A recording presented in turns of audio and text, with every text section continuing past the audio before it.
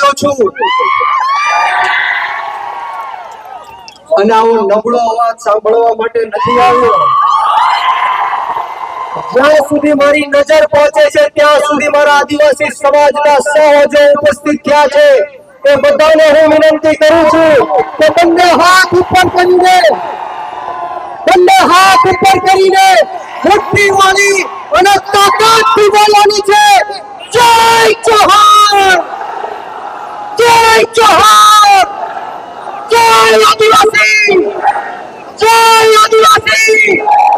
બોલો બિરસા મુંડા દાદાની, બોલો માતા ભગવાનની। ખૂબ ખૂબ આભાર। આજ રોજ મંચ પર વિરાજમાન જેમ ભાઈએ કીધું એમ કે ગુજરાતી પિક્ચરના હીરો આવ્યા છે, પરંતુ ડેડિયાપાડાના ધારાસભ્ય અને આદિવાસી સમાજના મસીહા અને આદિવાસી સમાજના સાચા હીરો ચૈતરભાઈ વસાવા માટે પણ જોરદાર તાળીઓ થઈ જાય। ચૈતરભાઈ વસાવા આદિવાસી સમાજના સાવક તો છે, મસીહા તો છે, પરંતુ આદિવાસી સમાજના ખલનાયક પણ ચૈતરભાઈ વસાવા છે। જે આદિવાસી સમાજના હક અધિકાર અને ન્યાય માટે રોડ રસ્તાથી લઈને વિધાનસભા સુધી અવાજ પહોંચાડે છે। એકવાર હું ચૈતરભાઈ માટે અહીંથી નારો બોલવા માંગીશ। હું આપને કહીશ કે દેખો દેખો કોણ આયા।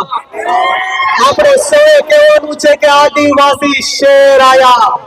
તૈયાર છો તો બંને હાથ ઉપર કરી તાકાતથી મુઠ્ઠી વાળીને બોલવાનું છે બોલો દેખો દેખો કોણ આયા, દેખો દેખો કોણ આયા। ચૈતરભાઈ तुम आगे बढ़ो,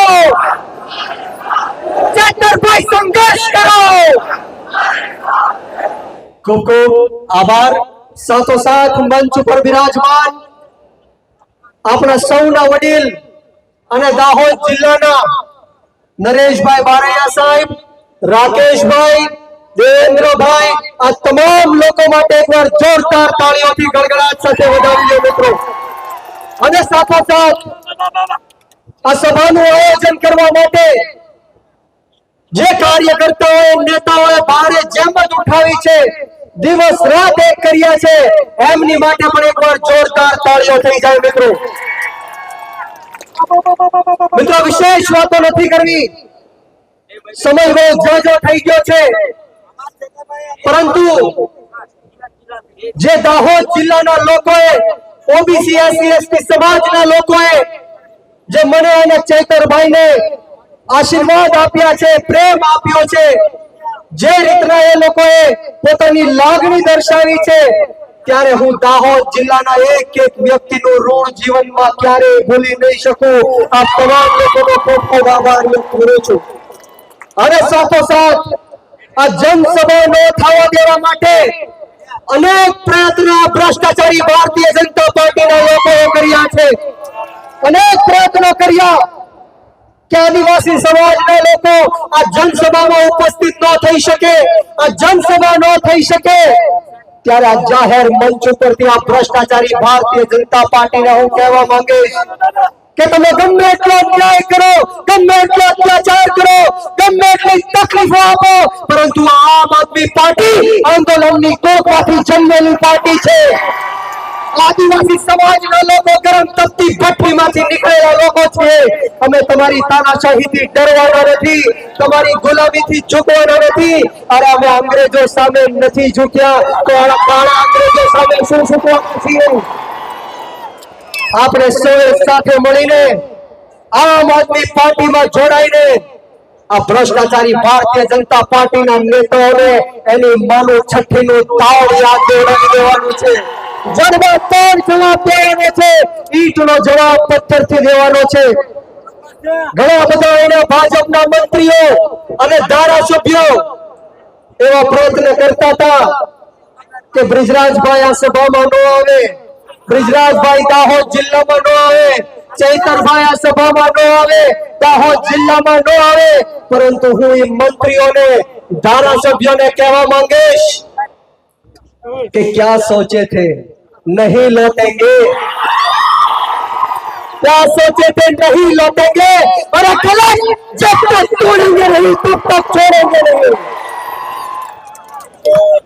आदिवासी समाजने હું કહેવા આવ્યો છું કે એક થઈ જાઓ, સંગઠિત થઈ જાઓ, ચૈતર વસાવો તમારી પડખે ઊભો છે, કોઈને પણ અન્યાય અને અત્યાચાર થશે, આમ આદમી પાર્ટી તમારી પડખે ઊભી છે। અને આદિવાસી સમાજના મોટા ભાગના લોકો ખેતી સાથે સંકળાયેલા છે, ત્યારે હું આ ખેત મજૂરોને કહેવા માંગીશ, ખેડૂતોને કહેવા માંગીશ કે આપણી સમસ્યાઓ શું છે, શા માટે ખેડૂતો વિરોધ કરી રહ્યા છે, શા માટે ખેડૂતોને આક્રોશ છે, શા માટે બ્રિજરાજભાઈ બોલી રહ્યા છે, શા માટે ચૈતરભાઈ બોલી રહ્યા છે, શા માટે નરેશભાઈ, રાકેશભાઈ બોલી રહ્યા છે। આપણે સૌ ભેગા શું કામ થયા છીએ? આપણે સૌએ શેની લડત લડવાની જરૂર છે?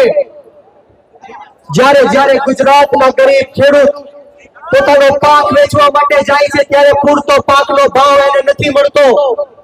સિંચાઈના પાણી માટે આપણો ગુજરાતનો ખેડૂત લાચાર બનીને, મજબૂર બનીને ભીખ માંગવી પડે છે। ત્યારે હું આ સરકારને કહેવા માંગીશ કે જો આવનારા દિવસોમાં સમગ્ર ગુજરાતના ખેડૂતોનું દેવું માફ નહીં થાય, ખેતરે સિંચાઈનું પાણી નહીં પહોંચે, એમએસપી કાયદો બનાવવામાં નહીં આવે, કૃષિ પંચ અને લાંબા ગાળાની કૃષિ નીતિઓ બનાવવામાં નહીં આવે, અને 85 જણાને જે જેલની અંદર નાખવામાં આવ્યા છે એને છોડવામાં નહીં આવે,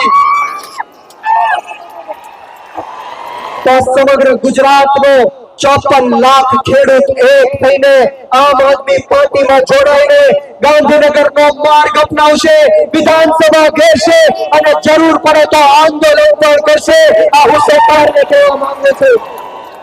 આપણા ભારત દેશનો ઇતિહાસ એવું કહે છે કે જ્યારે ખેડૂતે, ઓબીસી સમાજે, એસસી સમાજે, આદિવાસીઓએ પોતાનો અવાજ બુલંદ કર્યો છે, પોતાનો અવાજ સરકાર સુધી પહોંચાડ્યો છે, ત્યારે ઇતિહાસ રચાણો છે। ત્યારે હું કહેવા માંગીશ કે જ્યારે આ ગરીબ ખેડૂત કે આદિવાસી સમાજના લોકો મરણિયા બનીને જ્યારે પોતાના હક, અધિકાર અને ન્યાય માટેની લડાઈ લડવા માટે જાય છે, ત્યારે સામે કોઈ પણ સત્તા હોય એ સત્તા ઉથલાવવાની તાકાત આદિવાસી સમાજના હાથમાં છે। એટલા માટે આ ભાજપને કહેવા માંગીશ કે અમારા ગરીબ ખેડૂતો સાથે, આદિવાસી સમાજના લોકો સાથે આ લોકોને છંછેડવાનું બંધ કરો, આ લોકોને છંછેડવાનું બંધ કરો, કારણ કે આ દેશનો ઇતિહાસ એવું કહે છે કે દેશની અંદર જ્યારે પણ ક્રાંતિ થઈ છે, ત્યારે ગરીબ ખેડૂતોએ ક્રાંતિ કરી છે, આદિવાસી સમાજના લોકોએ ક્રાંતિ કરી છે, યુવાનોએ ક્રાંતિ કરી છે, ઉગાડા પગે ફરવા વાળા લોકોએ ક્રાંતિ કરી છે, ફાટેલા તૂટેલા કપડા પહેરવા વાળા લોકોએ ક્રાંતિ કરી છે, મજૂરોના લોકોએ ક્રાંતિ કરી છે। આપણા ભારત દેશની લડાઈમાં, આઝાદીની લડાઈમાં કોઈ ઉદ્યોગપતિનો દીકરો નહોતો આવ્યો, કોઈ પૈસાવાળાનો દીકરો નહોતો આવ્યો। જ્યારે પણ આ ભારત દેશને જરૂર પડી છે, ત્યારે આ દેશ માટે જો કોઈ હસતા હસતા ફાંસીના પાંચડા ઉપર ચડ્યો હોય તો આપણા ગરીબ ખેડૂતોના દીકરા હતા। જ્યારે પણ આ દેશની બોર્ડર ઉપર આ નમાલી પાકિસ્તાન સામે બાથ ભીડીને શહીદ થવા વાળા આપણા ખેડૂતોના દીકરા છે। આ ભ્રષ્ટાચારી ભારતીય જનતા પાર્ટીના લોકો 3 ટાઈમ શાંતિથી પેટ ભરીને જો જમી શકતા હોય તો એ આપણા ગરીબ ખેડૂતોની દેન છે મિત્રો। પરંતુ દુઃખ સાથે કહેવું પડે છે કે દિવસે ને દિવસે આપણો ગરીબ ખેડૂત દેવાદાર બનતો જાય છે, અનેક ખેડૂતો આત્મહત્યા કરી રહ્યા છે। આ ભારત દેશની અંદર દરેક કલાકે એક ખેડૂત આત્મહત્યા કરી રહ્યો છે। 2014માં આ ભ્રષ્ટાચારી ભારતીય જનતા પાર્ટીની સરકારે કીધું હતું, આપણા ભારત દેશના ઇતિહાસમાં સૌથી ખોટામાં ખોટા અને ભ્રષ્ટમાં ભ્રષ્ટ પ્રધાનમંત્રી નરેન્દ્ર મોદીએ એવું કીધું હતું કે 2022 સુધી આ ખેડૂતોની આવક અમે બમણી કરશું। પરંતુ આ વાતને 10 વર્ષ થઈ ગયા, આવક તો બમણી ન થઈ પરંતુ દેવાઓ બમણા થઈ ગયા। 2014માં ખેડૂતોનું દેવું 55,000 કરોડ રૂપિયા હતું, પરંતુ આજે દેવું આપણે જોવા જઈએ 10 વર્ષ પછી તો એ જ દેવું 1,51,000 કરોડ ને પણ પાર થઈ ગયું છે।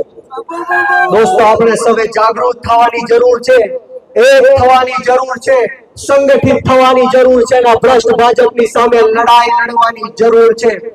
બોટાદની અંદર તમે સૌએ જોયું હશે કે જે રીતના નિર્દોષ ખેડૂતો ઉપર લાઠીચાર્જ કરવામાં આવ્યો, ટીયર ગેસના સેલો છોડવામાં આવ્યા, હાથ પગ ભાંગીને લોહી લુહાણ કરી દેવામાં આવ્યા, માતાઓ બહેનોને ઘરમાં ઘૂસી ઘૂસીને દરવાજા તોડીને ખેડૂતોની માતાઓને મારવામાં આવ્યો। ત્યારે આ સરકારને હું કહેવા માંગીશ કે તમારામાં સહેજ પણ શરમ હોય તો ડૂબી મરો, ભગવાન પાસે મોઢું લઈને શું જાશો? કદાચ ભગવાન પણ તમને ક્યારેય માફ નહીં કરે।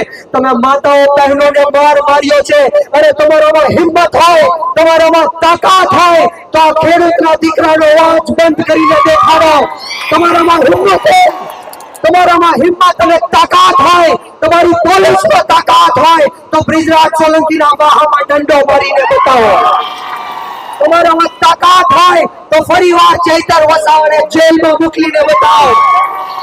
આ અવાજ ગરીબ ખેડૂતનો અવાજ છે, આ અવાજ ગુજરાતનો યુવાનનો અવાજ છે, અને આ અવાજ ત્યાં સુધી બંધ નહીં થાય જ્યાં સુધી ગરીબ ખેડૂતોનું દેવું માફ કરવામાં નહીં આવે। ત્યારે આપ સૌને હું વિનંતી કરવા માટે આવ્યો છું કે નાત જાત ભેદભાવ ભાષા ધર્મ જ્ઞાતિ જાતિ બધું જ ભૂલીને આદિવાસી સમાજના હક અધિકાર અને ન્યાય માટે, ઓબીસી સમાજ એસસી એસટી સમાજના હક અધિકાર અને ન્યાય માટે આપણે સૌએ આમ આદમી પાર્ટીમાં જોડાઈને લડત લડવાની છે, ક્રાંતિ લાવવાની છે, પરિવર્તન લાવવાનું છે। બોલો, પરિવર્તન લાવવું છે કે નહીં? મિત્રો, અવાજ નો આવ્યો, પરિવર્તન લાવવું છે કે નહીં? તો હું અહીંથી નારો બોલીશ પરિવર્તન, તો તમારે બોલવાનું છે પરિવર્તન। તૈયાર છો? બોલો પરિવર્તન। મિત્રો, હું ઠેઠ ભાવનગરથી તમને મળવા આવ્યો છું। આવો નબળો અવાજ નહીં ચાલે। મેં કીધું કે અહીંયા આદિવાસી સમાજના સાવજો ઉપસ્થિત છે, ગર્જના કરવાની છે, અને ગર્જના એવી કરવાની છે કે ગાંધીનગરમાં બેઠેલા ભ્રષ્ટ ભાજપના નેતાઓના કાનના પડદા ફાટી જવા જોઈએ। બંને હાથ ઉપર કરી મોટી વાળી તાકાતથી બોલવાનું છે, બોલો પરિવર્તન, પરિવર્તન, પરિવર્તન।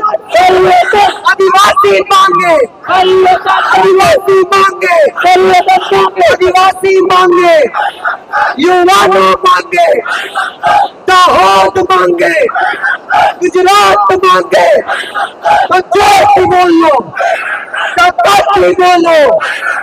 આપ સૌનો ખૂબ ખૂબ આભાર। અમોને જે અહીંયા બોલાવીને માન સન્માન આપ્યું, બે શબ્દ બોલવાની તક આપી તે બદલ તમામ આયોજક મિત્રોનો આ તકે હું ખૂબ ખૂબ આભાર વ્યક્ત કરું છું। અને આવો સાથ સહકાર અને પ્રેમ હર હંમેશ મળતો રહે એવી માતાજીના ચરણોમાં પ્રાર્થના સાથે આપ સૌને બ્રિજરાજ સોલંકીના જય જોહાર, જય આદિવાસી, જય જોહાર,